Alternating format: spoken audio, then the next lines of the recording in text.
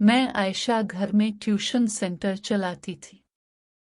बहुत से लड़के लड़कियां मेरे पास पढ़ने आते थे और मैं माहाना बहुत अच्छी कमाई कर रही थी, मगर वो पैसा कहीं ना कहीं खर्च हो जाता था।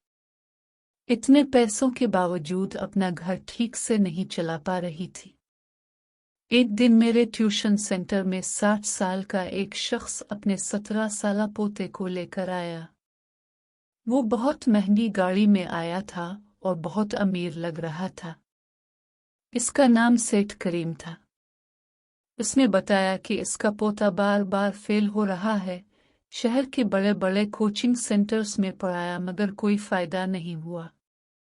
इसलिए इसने मुझसे उम्मीद लगाई है। मैंने इसे दाखिल कर लिया और उसकी फीस बहुत ज्यादा बताई।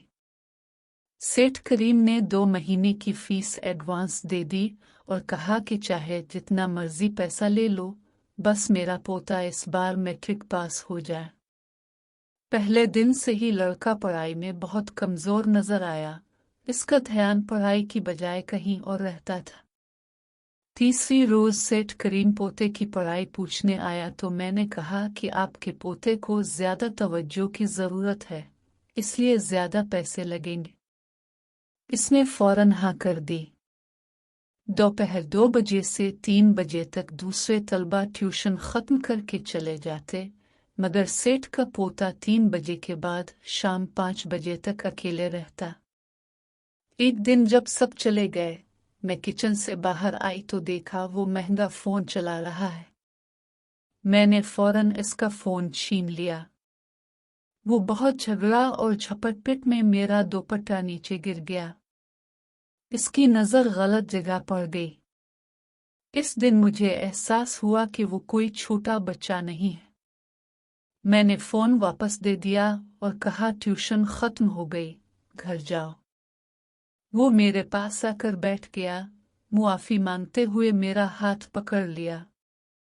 बिल्कुल इसी वक्त मेरा शौहर घर आ गया, मगर उसने हमें बच्चा समझकर कोई तवज्जो ना दी। आहिस्ता आहिस्ता वो मुझसे ज्यादा करीब होने लगा। जब मुझे पैसों की जरूरत पड़ती तो वो अपना एटीएम कार्ड दे देता।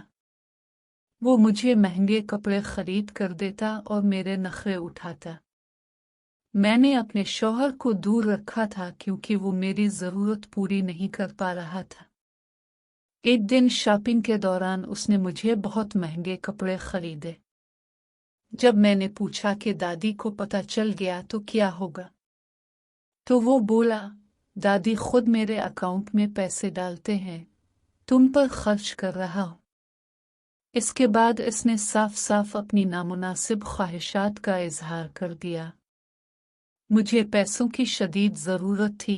शौहर की आमदनी बहुत कम थी, घर का खर्च पूरा नहीं हो रहा था, इसलिए मैंने इसकी मुराद पूरी कर दी।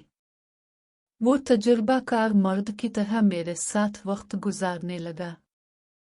मैंने शौहर से छुपा रखा था कि यह सिर्फ एक्स्ट्रा ट्यूशन है। एक दिन मेरी बहन का फोन आया।